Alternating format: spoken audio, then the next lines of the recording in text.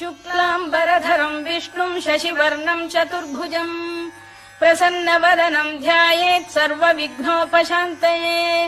व्यासम् वसिष्ठनप्तारम् शक्तेः पौत्रमकल्मषम् पराशरात्मजम् वन्दे शुकतातम् तपोनिधिम् व्यासाय विष्णुरूपाय व्यासरूपाय विष्णवे नमो वै ब्रह्मनिधये वासिष्ठाय नमो नमः अविकाराय शुद्धाय नित्याय परमात्मने सदैकरूपरूपाय विष्णवे सर्वजिष्णवे यस्य स्मरणमात्रेण जन्म संसारबन्धनात् विमुच्यते नमस्तस्मै विष्णवे प्रभविष्णवे ॐ नमो विष्णवे प्रभविष्णवे। श्रीवैशम्पायन उवाच श्रुत्वा धर्मानशेषेण पावनानि च सर्वशः युधिष्ठिरः शान्तनवम् पुनरेवाभ्यभाषत। युधिष्ठिर उवाच किमेकम् दैवतम् लोके किम् वाप्येकम् परायणम्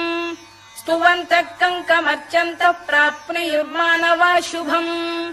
को धर्मः सर्वधर्माणाम् भवतः परमो मतः किम् जपन्मुच्यते जन्तुर्जन्म संसारबन्धनात्। श्रीभीष्म उवाच जगत्प्रभुम् देवदेवमनन्तम् पुरुषोत्तमम् स्तुवन्नाम सहस्रेण पुरुषः सततोत्थितः तमेव चार्चयन्नित्यम् भक्त्या पुरुषमव्ययम् ध्यायन् स्तुवन् नमस्यम् च यजमानस्तमेव च अनादिनिधनम् विष्णुम् सर्वलोकमहेश्वरम्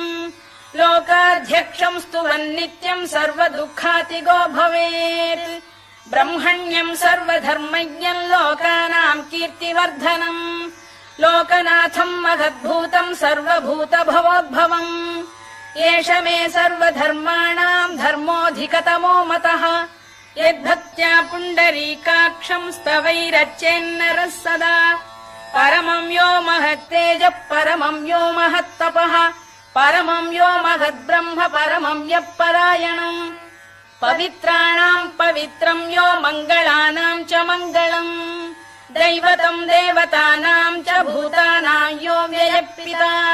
यतः सर्वाणि भूतानि भवन्त्यादियुगागमे यस्मिंश्च प्रलयम् यान्ति पुनरेव युगक्षये तस्य लोकप्रधानस्य जगन्नाथस्य भूपते विष्णोर्नाम सहस्रम् मे शृणु पापभयापहम् यानि नामानि गौणानि विख्यातानि महात्मनः ऋषिभिः परिगीतानि तानि वक्ष्यामि भूतये ऋषिर्नाम्नाम् सहस्रस्य वेदव्यासो महामुनिः छन्दोऽनुष्टुप् तथा देवो भगवान् देवकीसुतः अमृतांशुद्भवो बीजम् शक्तिर्देवकी नन्दनः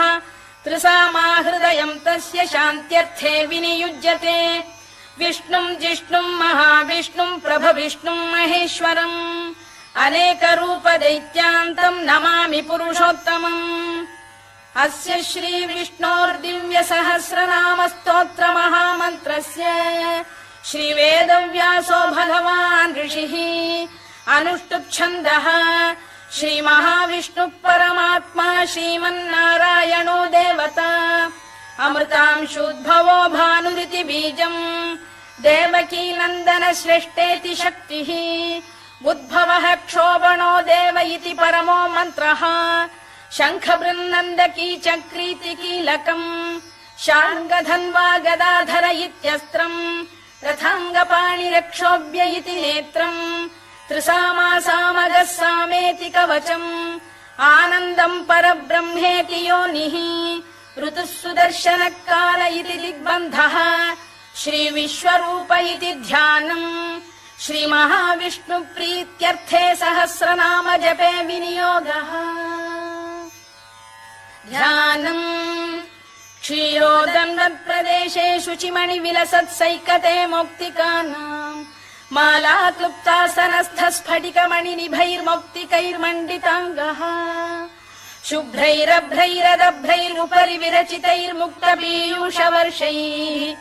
आनन्दीन पुनीयादरिनलिन गदा शङ्खपाणिर्मुकुन्दः भूः पादौ यस्य नाभिर्वियदसुरनिलश्चन्द्रसूर्यौ च नेत्रे कर्णावाशा शिरोद्यौर्मुखमपि दहनो यस्य वास्तेयमब्धिः अन्तस्थम् यस्य विश्वम् सुरनरखगो भोगि गन्धर्व दैत्यैः चित्रम् रम्यते तम् त्रिभुवन वपुषम् विष्णुमीशम् नमामि ॐ नमो भगवते वासुदेवाय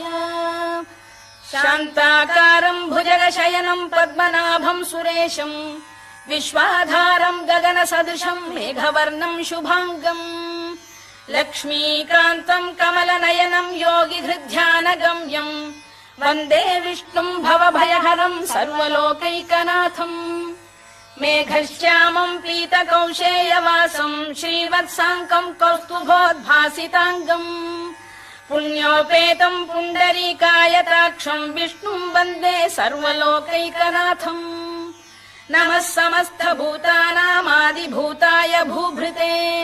अनेकरूपरूपाय विष्णवे प्रभविष्णवे सशङ्खचक्रम् सकिरीटकुण्डलम् सपीतवस्त्रम् सरसीरुभेक्षणम् सहारवक्षस्थलशोभिकौस्तुभम् नमामि विष्णुम् शिरसा चतुर्भुजम् छायायाम् पारिजातस्य हेमसिंहासनोपरि आसीनमम्बुदश्याममायताक्षमलङ्कृतम् चन्द्राननम् चतुर्बाहुम् श्रीवत्साङ्कितवक्षसम् रुक्मिणी सत्यभामाभ्याम् सहितम् कृष्णमाश्रये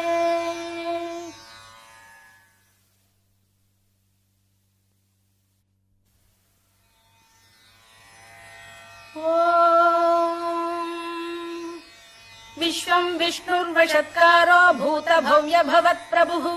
भूतकृद्भूतभृद्भावो भूतात्मा भूतभावनः भूतात्मा परमात्मा च मुक्तानाम् परमागतिः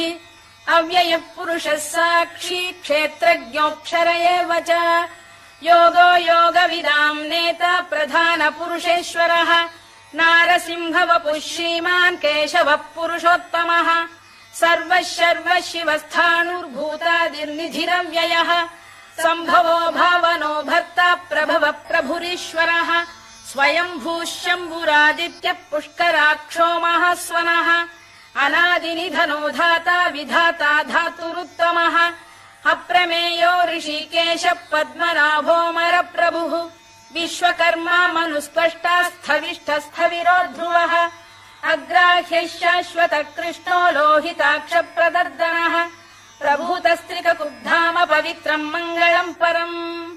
ईशानः प्राणदः प्राणो ज्येष्ठः श्रेष्ठः प्रजापतिः हिरण्यगर्भो भूगर्भो माधवो मधुसूदनः ईश्वरो विक्रमी धन्वी मेधावी विक्रमक्रमः अनुत्तमो दुराधर्ष्य कृतज्ञः कृतिरात्मवान् सुरेशः शरणम् शर्म विश्वरेता प्रजाभवः अधः संवत्सरो व्याल प्रत्ययः सर्वदर्शनः अजः सर्वेश्वरः सिद्धः सिद्धिः सर्वादिरच्युतः वृषाकपिरमेयात्मा सर्वयोगविनिसृतः वसुर्वसुमनः सत्यः समात्मा संमितः समः अमोघः पुण्डरीकाक्षो वृषकर्मा वृषाकृतिः रुद्रो बहुशिरा बभ्रुर्विश्वयोनिः शुचिश्रवाः अमृतः शाश्वतस्थाणुर्वरारोहो महातपाः सर्वगः सर्वविद्भानुर्विश्वक्सेनो जनार्दनः वेदो वेदविदव्यङ्गो वेदाङ्गो वेदवित्कविः लोकाध्यक्षः सुराध्यक्षो धर्माध्यक्षः कृताकृतः चतुरात्मा चतुर्व्यूहश्चतुर्दंष्टश्चतुर्भुजः भ्राजिष्णुर्भोजनम् भोक्ता सहिष्णुर्जगदादिजः अनघो विजयो जेता विश्वयोनिः पुनर्वसुः उपेन्द्रो वामनः प्रांशुरमोघः शुचिरूर्जितः अतीन्द्रः सङ्ग्रहः सर्गो धृतात्मा नियमो यमः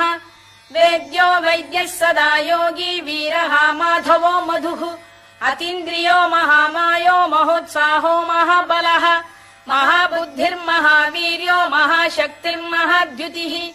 अनिर्देश्य वपुः श्रीमान् अमे आत्मा महादृधृत् महेश्वासो महीभर्ता श्रीनिवासः सताङ्गतिः अनिरुद्धः सुरानन्दो गोविन्दो गोविदाम्पतिः मरीचिर्दमनो हंसः सुपर्णो भुजगोत्तमः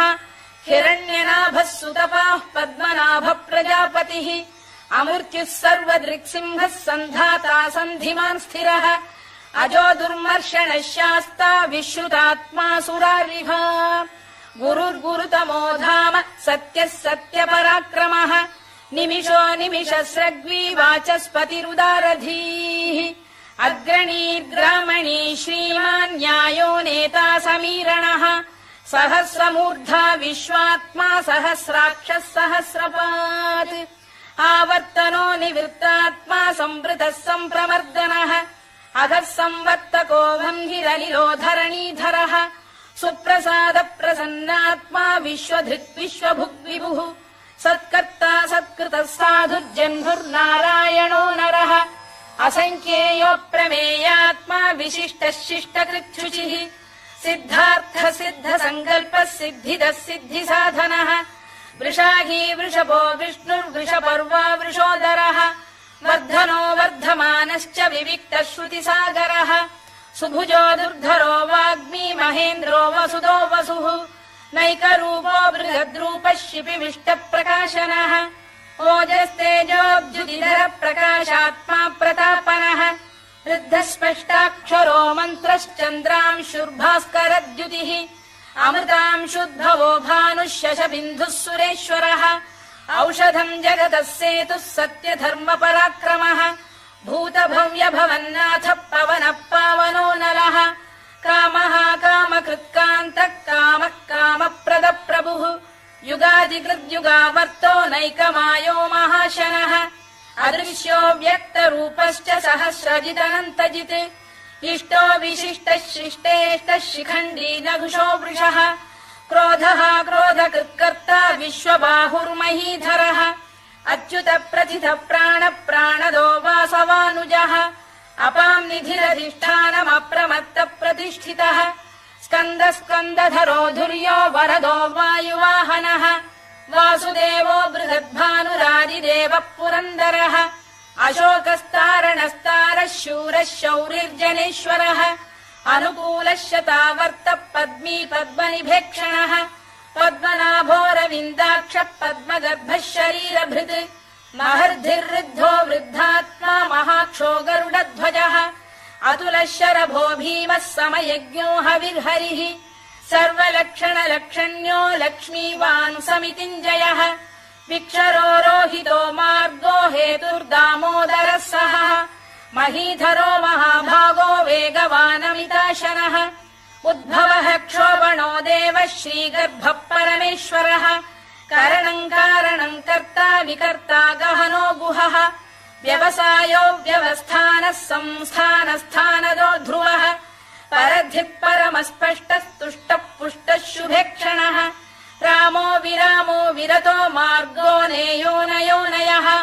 वीरः शक्तिमताम् श्रेष्ठो धर्मो धर्मविदुत्तमः वैकुण्ठः पुरुष प्राण प्राणद प्रणवपृतुः हिरण्यगर्भः शत्रुघ्नो व्याप्तो वायुरधोक्षजः ऋतुः सुदर्शनकालः परमेष्ठी परिग्रहः उग्रः संवत्सरो दक्षो विश्रामो विश्वदक्षिणः विस्तारस्थावरस्थाणुः प्रमाणम् बीजमव्ययम् अर्थोऽनर्थो महाकोशो महाभोगो महाधनः अनिर्विण्णस्थविष्ठो भूर्धर्मयूपो महामखः नक्षत्रनेमिर्नक्षत्री क्षमः क्षामः समीहनः यज्ञयुज्यो महेद्यश्च क्रतुः सत्रम् सताम् गतिः सर्वदर्शी विमुक्तात्मा सर्वज्ञो ज्ञानमुत्तमम् सुव्रतः सुमुखः सूक्ष्मः सुघोषः सुखदः सुहृद् मनोहरोजितक्रोधो वीरबाहुर्विदारणः स्वापनः स्ववशो व्यापी नैकात्मा नैककर्मकृत् वत्सरो वत्सलो वत्सी रत्नगर्भोधनेश्वरः धर्मकृद्धर्मकृद्धर्मी सदसक्षरमक्षरम् अभिज्ञाता सहस्रांशुर्विधाता कृतलक्षणः गभस्तिनेमिः सत्तस्तः सिंहो भूतमहेश्वरः आदिदेवो महादेवो देवेशो देवभृद्गुरुः उत्तरो गोपतिर्गोप्ता ज्ञानगम्यः पुरातनः शरीरभूतभृद्भोक्ता कपीन्द्रो भूरि दक्षिणः सोमपो मृतपः सोमः पुरुजित् पुरुसत्तमः विनयो जयः सत्यसन्धो दाशार्हः सात्वताम् पतिः जीवो विनयिता साक्षी मुकुन्दोमित विक्रमः अम्भो निधिरनन्तात्मा महोदधिशयोऽन्तकः अजो महार्घः स्वाभाव्यो जिता मित्र प्रमोदनः आनन्दो नन्दनो नन्दः सत्यधर्मा त्रिविक्रमः महर्षि कपिलाचार्यः कृतज्ञो मेदिनीपतिः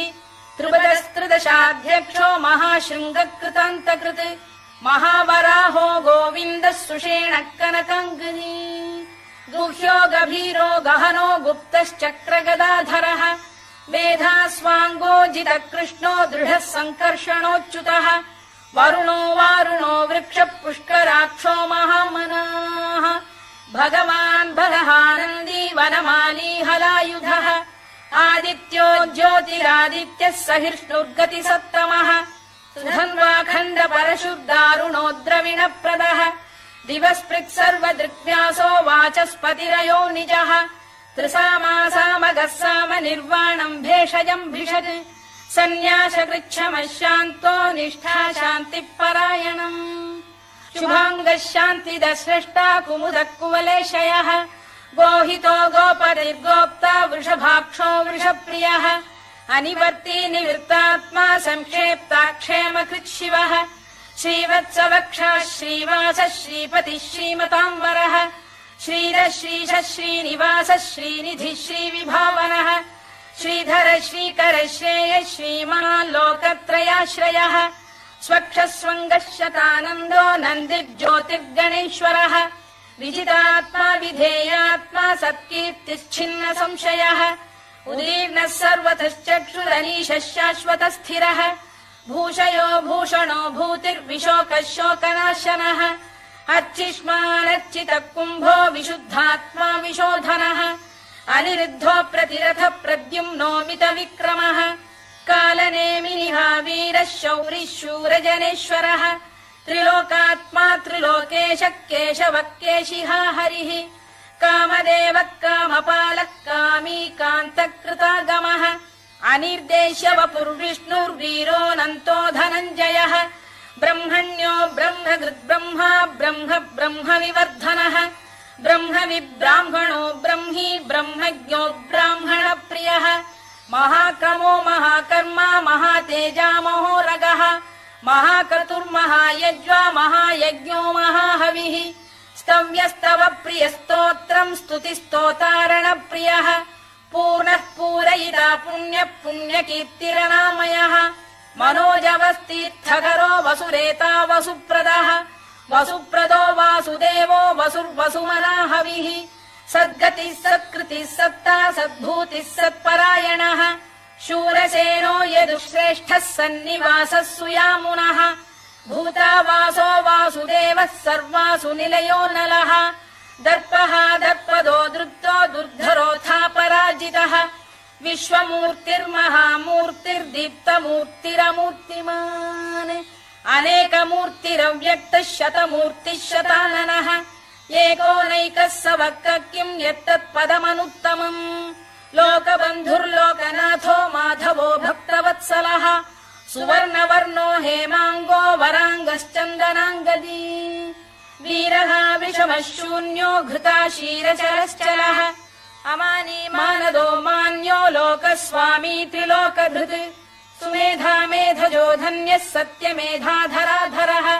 तेजो वृषोद्युतिधरः सर्वशस्त्रभृताम्बरः प्रग्रहो निग्रहो व्यग्रो नैकशृङ्गो गदाग्रजः चतुर्मूर्तिश्चतुर्बाहुश्चतुर्व्यूहश्चतुर्गतिः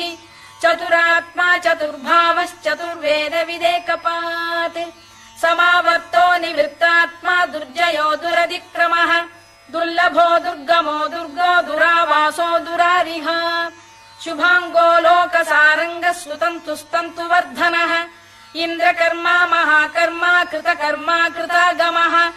उद्भवः सुन्दरः सुन्दो रत्ननाभः सुलोचनः अर्को वाजसनः शृङ्गी जयन्तः सर्वविजयी सुवर्णबिन्दुरक्षोभ्यः सर्ववागीश्वरेश्वरः महाह्रदो महागर्तो महाभूतो महानिधिः कुमुद कुन्दर कुन्द पर्जन्यः पावनो निलः अमृताशोऽमृतवपुः सर्वज्ञः सर्वतोमुखः सुलभः सुव्रतः सिद्धः शत्रुजिच्छत्रुतापनः न्यग्रोधोदुम्बरोश्चतश्चाणूरान्ध्रैषूदनः सहस्रार्चिः सप्तजिह्वः सप्तैधाः सप्तवाहनः अमूर्तिरनघोचिन्त्यो भयकृद्भयनाशनः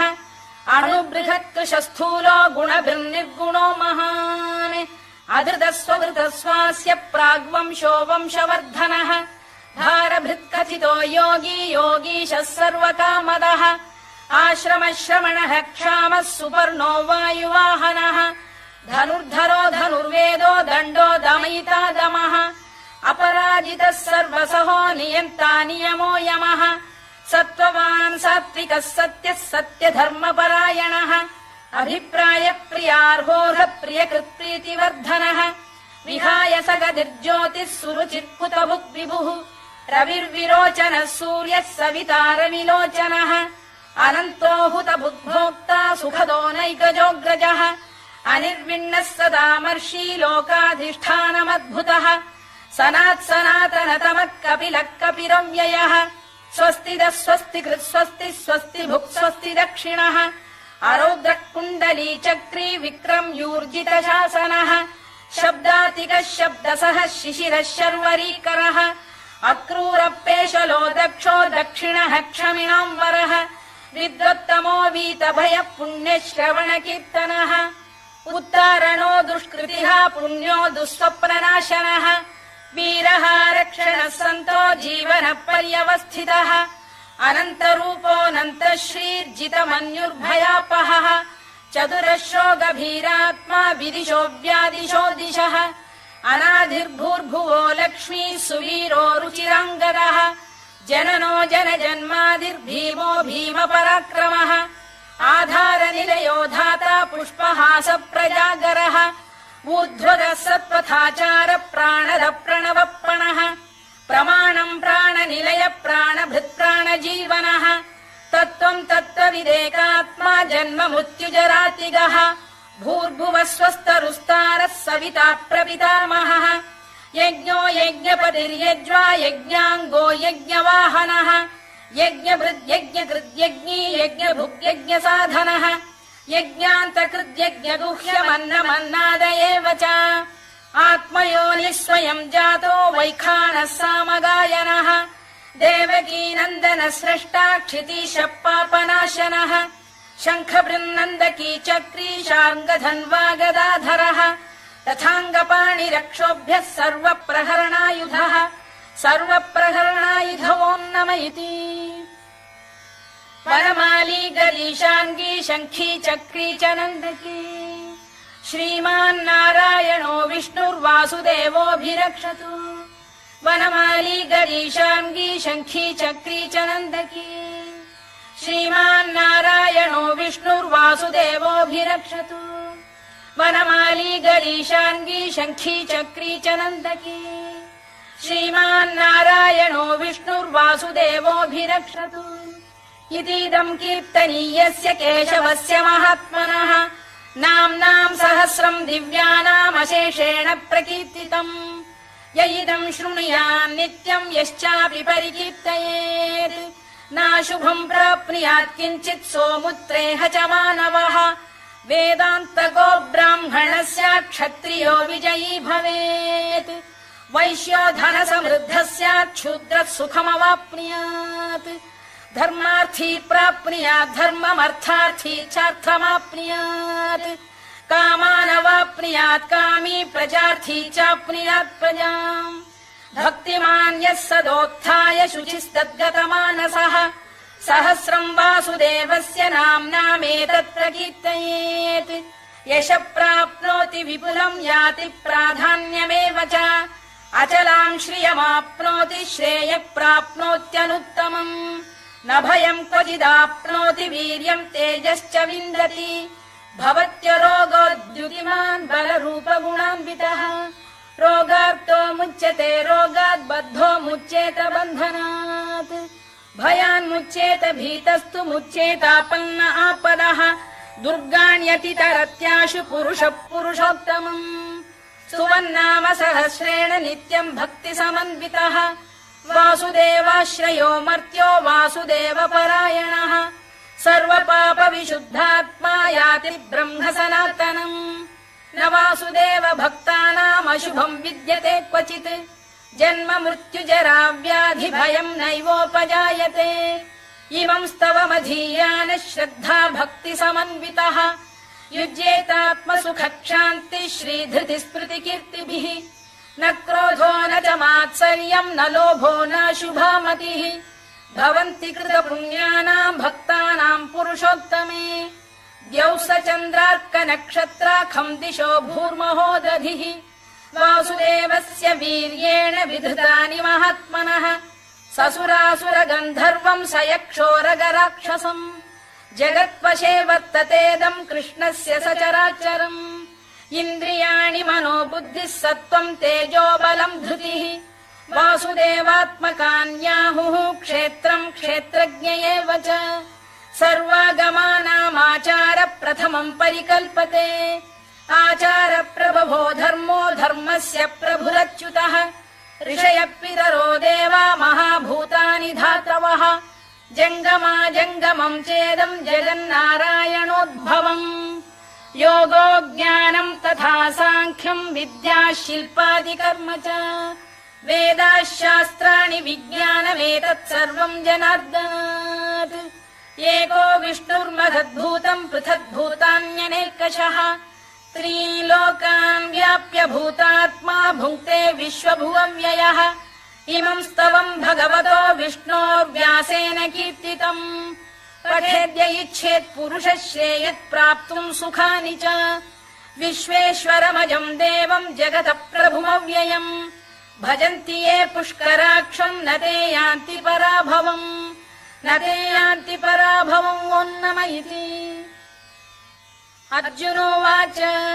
पद्मपत्रविशालाक्ष पद्मनाभसुरोत्तमा भक्तानामनुरक्तानाम् त्राता भव जनार्दन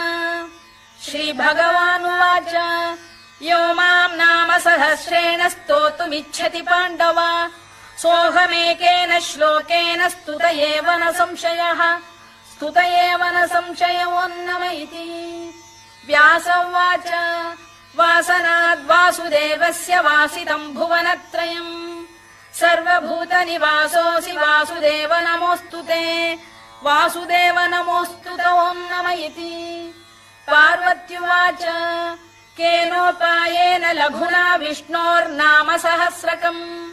पठ्यते पण्डितैर्नित्यम् श्रोतुमिच्छाम्यहम् प्रभो ईश्वर उवाच श्रीराम राम रामेति रमे रामे मनोरमे सहस्रनाम तत्तुल्यम् राम नाम वरानने श्रीराम राम रामेति रमे रामे मनोरमे सहस्रनाम तत्तुल्यम् राम नाम वरानने श्रीराम राम रामेति रमे रामे मनोरमे सहस्रनाम तत्तुल्यम् राम नाम वरानने राम नाम वरानन ओन्नम इति ब्रह्मोवाच नमोऽस्त्वनन्ताय सहस्रमूर्तये सहस्रपादाक्षि शिरोरुबाहवे सहस्रनाम्ने पुरुषाय शाश्वते सहस्रकोटियुगधारिणे नमः सहस्रकोटियुगधारिणे नम ओन्नम इति सञ्जय उवाच यत्र योगेश्वर कृष्णो यत्र पार्थो धनुर्धरः तत्र श्रीर्विजयो भूतिर्ध्रुवानीतिर्मतिर्मम श्रीभगवानुवाच अनन्याश्चिन्तयन्तो मां ये जनाः पर्युपासते तेषाम् नित्याभियुक्तानां योगक्षेमम् वहाम्यहम् परित्राणाय साधूनां विनाशाय च दुष्कृताम् धर्म संस्थापनार्थाय सम्भवामि युगे युगे आर्ता विषण्णाः शिथिलाश्च भीता घोरेषु च व्याधिषु वर्तमानाः संकीर्त्य नारायण शब्दमात्रम् विमुक्त दुःखाः सुखिनो भवन्तु कायेन वाचा मनसेन्द्रियैर्वा बुद्ध्यात्मना वा प्रकृते स्वभावात् करोमि यद्यत् सकलम् परस्मै नारायणायेति समर्पयामि।